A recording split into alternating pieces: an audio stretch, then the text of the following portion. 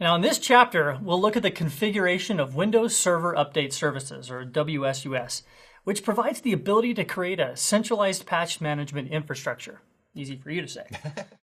Now, this will allow you to centrally control and deploy necessary operating system and application hotfixes, patches, and service packs. Absolutely. In fact, we're going to begin with an introduction to the concept of patch management and its importance in enterprise environments that run on Windows Server 2012. Then we're going to take a look at an overview of the WSUS role, along with its installation and configuration. We're going to take a look at all the various options that can be configured and the way to control the deployment of updates in a centralized fashion.